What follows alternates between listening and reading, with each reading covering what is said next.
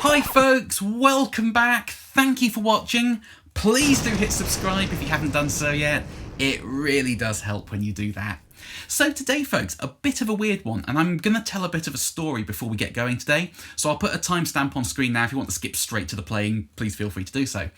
But back in 2010, 2011 maybe, I was living on a place called the Isle of Wight, which is a very small island just off the south coast of England, because I was studying for a music degree over there.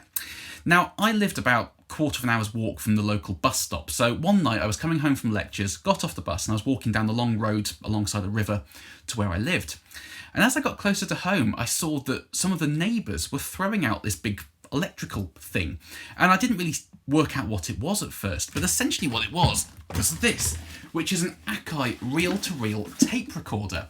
Now, it's not a particularly good tape recorder. You wouldn't ever want to use it in a recording studio context, having read around online. It's more of a kind of hobbyist's thing for recording a radio show you want to listen to later, that sort of thing.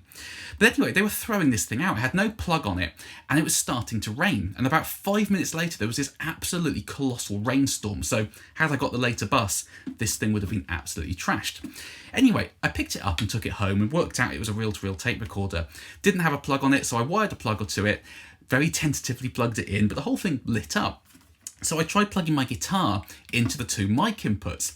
Now, I quickly found out the right-hand preamp is completely destroyed, so that's why the neighbours were binning it. But the left-hand preamp worked. Now, being a tape machine, it doesn't have an output as such, but it does have a headphone port. So I tried plugging the guitar into the working preamp and the headphone out into my guitar amplifier, and the noise that came out was one of the most astonishing fuzz sounds I have ever heard. It was absolutely huge. So anyway, I finished my degree, moved back to Bristol, and I was looking at getting some tape reels for this thing, but never really bothered because half of it wasn't working and it wasn't worth getting it repaired. So it sat outside as kind of a bit of furniture for a long, long time. But in 2017, I was doing an album and there was a song on there called The Robot. I'll put a link to it up there now. That's the rough mix, but you can see me recording it. The proper mix is on the final release. And in that song, I was after lots of kind of weird and wonderful sounds. There's a theremin in there. I was playing guitar with a ring modulator, all that sort of weird stuff. And I remembered about this tape machine. So I plugged into it and used it as a kind of gain machine for the sort of slapback rockabilly solo in the middle. And if you look at the footage, you can kind of see this sort of half-assed placed on my pedal board behind into one of the loops on my old loop switcher. And it worked really, really nicely.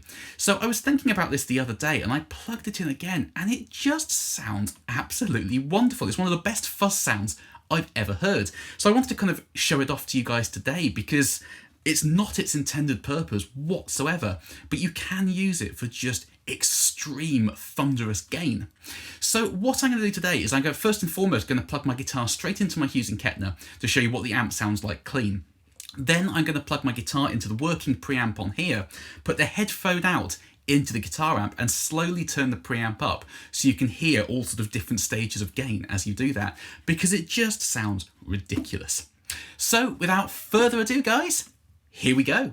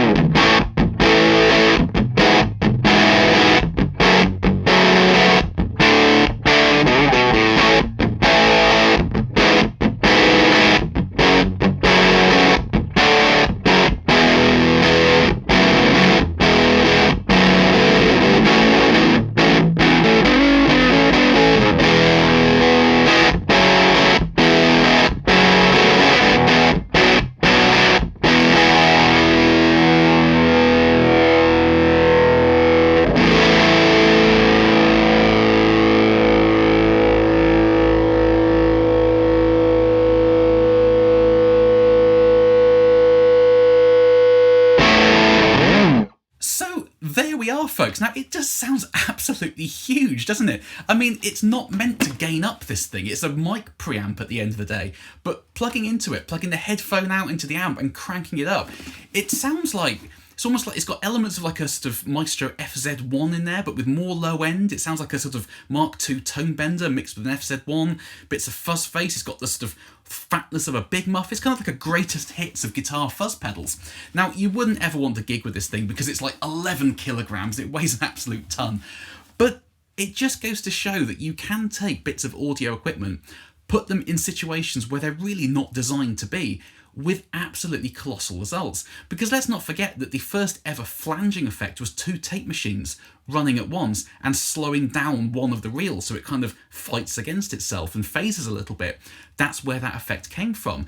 The Beatles' Revolution sound was plugging a guitar directly into a recording console preamp that's designed to be clean, but then just cranking it up to the point where it fuzzes out and just sounds really gnarly. So you can take bits of gear, throw them massively out of their comfort zone with astonishing results. So please do comment underneath, folks. Let me know what you thought of the sounds from this tape machine today. And do you use any bits of audio gear out of context for different results? I love chatting this sort of stuff through with you folks in the comment sections. But for now, thank you ever so much for watching, folks. I hope this video was interesting and useful in some way for you.